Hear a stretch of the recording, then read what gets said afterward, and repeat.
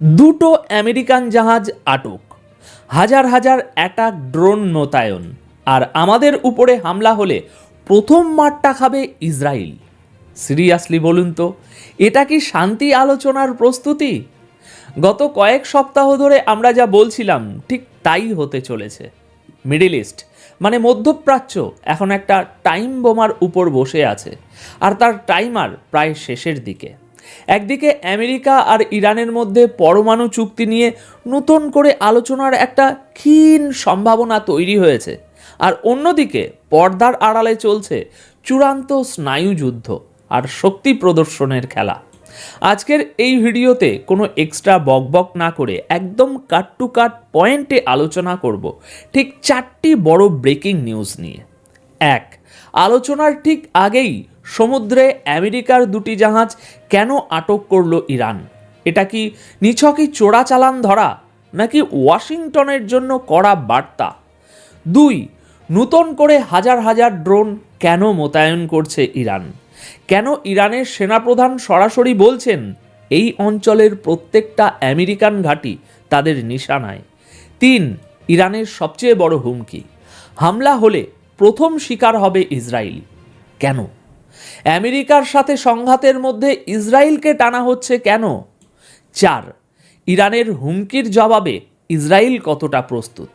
কেন তারা রিজার্ভে রাখা আয়রন ডোম অ্যাক্টিভ করছে?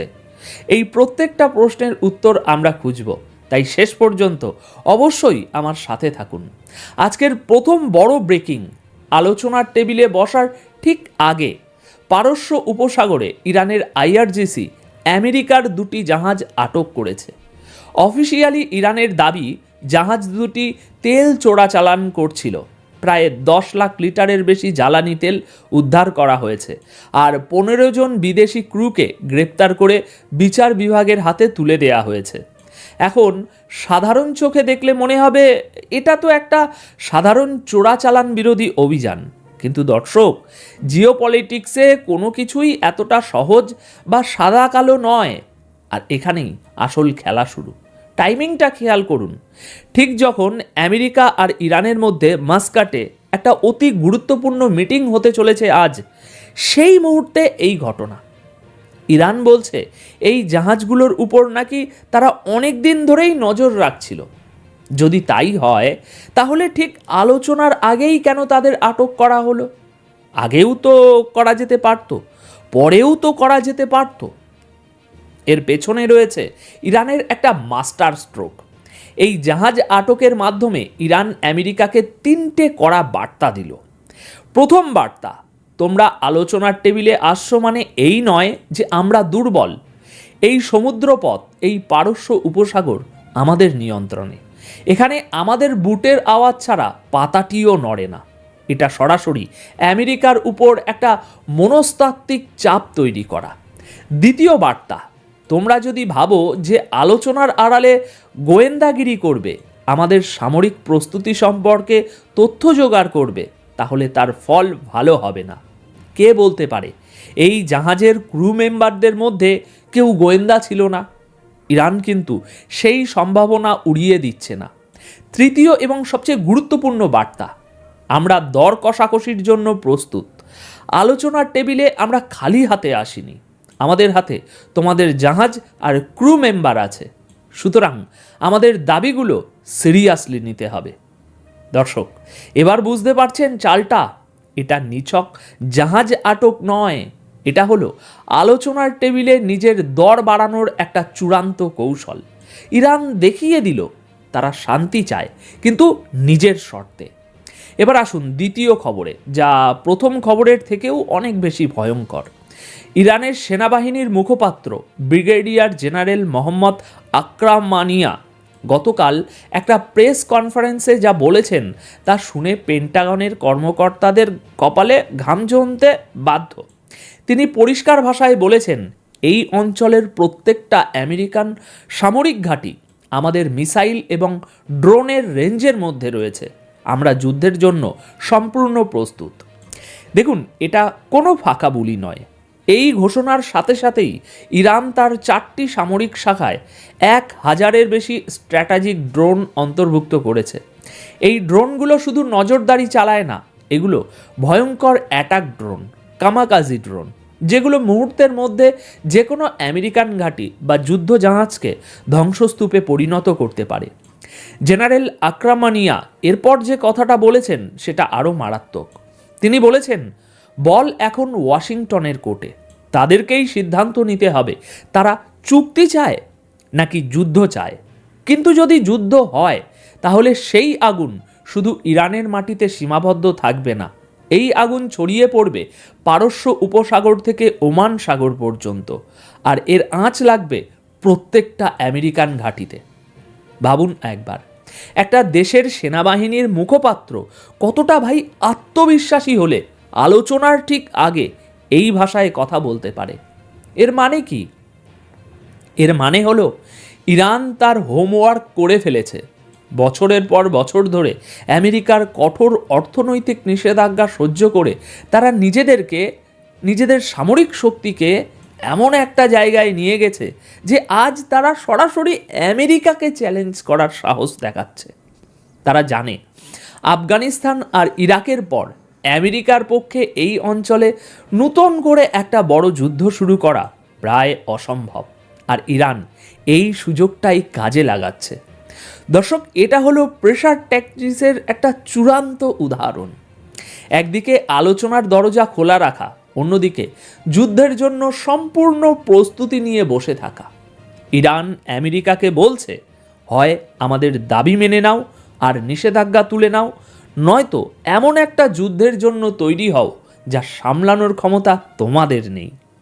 তৃতীয় এবং অত্যন্ত গুরুত্বপূর্ণ খবর হলো ইরানের সেই হুমকি যা গোটা বিশ্বের ঘুম কেড়ে নিয়েছে। আইআরজিসির একজন শীর্ষ জেনারেল হুসেন সালামি গতকাল খোলাখুলি ঘোষণা করেছেন, আমাদের আসল উদ্দেশ্য হলো এই অঞ্চল থেকে আমেরিকাকে পুরোপুরি বিতাড়িত করা। ভাবুন কতটা দুঃসাহস দেখাচ্ছে আজ ইরান, তাও আবার ঠিক বৈঠকের আগে। আর যদি আমেরিকা ভুল করে আমাদের উপরে হামলা চালায় তাহলে আমাদের প্রথম আঘাতটা হবে সরাসরি ইসরায়েলের উপর।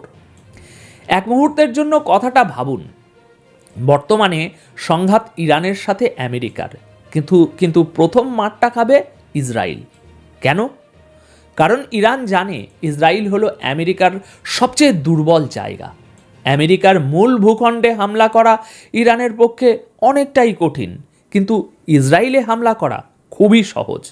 হাজার হাজার রকেট আর মিসাইল একসাথে ইসরায়েলের উপরে আছড়ে পড়বে। এই চালের মাধ্যমে ইরান আমেরিকাকে একটা উভয় সংকটে ফেলে দিচ্ছে। যদি আমেরিকা ইরানকে আক্রমণ করে তাহলে তাকে তার সবচেয়ে প্রিয় বন্ধু ইসরায়েলকে বাঁচানোর জন্য এগিয়ে আসতেই হবে। ফলে যুদ্ধটা আর ইরান আমেরিকার মধ্যে থাকবে না, এটা একটা আঞ্চলিক মহাযুদ্ধে পরিণত হবে, যাতে গোটা মধ্যপ্রাচ্য জ্বলে উঠবে। আর যদি আমেরিকা তার বন্ধুকে বাঁচাতে গিয়ে এই যুদ্ধে জড়িয়ে পড়ে তাহলে ইরানের মূল উদ্দেশ্য, অর্থাৎ এই অঞ্চল থেকে আমেরিকাকে বিতাড়িত করা, অনেকটা সফল হবে। কারণ এই দীর্ঘস্থায়ী এবং ব্যয়বহুল যুদ্ধ আমেরিকার অর্থনীতি, আমেরিকার বর্তমান অর্থনীতি এবং সামরিক শক্তিকে শেষ করে দেবে। মনে রাখবেন, যখন সবাই ভাবছে ইরান সরাসরি আমেরিকার সাথে লড়তে চাইছে, তখন ইরান আসলে এমন একটা পরিস্থিতি তৈরি করছে যেখানে আমেরিকাই যুদ্ধে জড়াতে বাধ্য হয় এবং শেষ পর্যন্ত পরাজিত হয়ে এই অঞ্চল ছাড়তে বাধ্য হয়। এটাই হলো আসল খেলা। ইরান নিজের ভূখণ্ডকে যুদ্ধের ময়দান না বানিয়ে খেলাটা ছড়িয়ে দিচ্ছে গোটা মধ্যপ্রাচ্যে, আর তার কেন্দ্রে রাখছে ইসরায়েলকে। ইরান থেকে যখন এত বড় বড় হুমকি আসছে, তখন ইসরায়েল কি চুপচাপ বসে থাকবে? একদমই না। গতকাল ইসরায়েলি মিডিয়ার খবর অনুযায়ী তাদের এয়ারফোর্সকে সর্বোচ্চ সতর্ক অবস্থায় রাখা হয়েছে। শুধু তাই নয়, যেগুলো রিজার্ভে রাখা ছিল সেই আয়রন ডোম ব্যাটারিগুলোকেও এখন অ্যাক্টিভ করা হচ্ছে। ইসরায়েলের এয়ারফোর্সের প্রধান জেনারেল তোমার বার নিজে গিয়ে এই আয়রন ডোম ব্যাটারিগুলো পরিদর্শন করে এসেছেন এবং প্রস্তুতি খতিয়ে দেখেছেন গতকাল। তিনি গতকাল পরিষ্কার ভাষায় বলেছেন, ইসরায়েলি এয়ারফোর্স আক্রমণ এবং প্রতিরোধ দুটো ক্ষেত্রেই তার ক্ষমতা আর প্রস্তুতি বাড়িয়ে চলেছে। তাহলে এই কথার মানে কি? এর মানে হলো ইসরায়েল ইরানের হুমকিকে হালকাভাবে নিচ্ছে না। তারা জানে যুদ্ধ লাগলে প্রথম আঘাত তাদের উপরেই আসবে। রিজার্ভে রাখা সিস্টেম অ্যাক্টিভ করার অর্থ হলো তারা একটা বড় মাপের এবং দীর্ঘস্থায়ী মিসাইল হামলার জন্য প্রস্তুতি নিচ্ছে। কিন্তু ইসরায়েল শুধু প্রতিরোধের কথা বলছে না, আক্রমণের কথাও বলছে। এর মানে যদি তাদের উপর হামলা হয় তাহলে তারাও চুপ করে বসে থাকবে না, তারাও পাল্টা আঘাত আনবে। আর ইসরায়েলের পাল্টা আঘাত কতটা ভয়ঙ্কর হতে পারে সেটা আমরা দেখেছি। সুতরাং পরিস্থিতিটা এখন এমন, ইরান ট্রিগারে হাত রেখে বসে আছে আর ইসরায়েলও তার বন্দুক লোড করে তৈরি। তাহলে এখন পুরো ছবিটা কি দাঁড়ালো?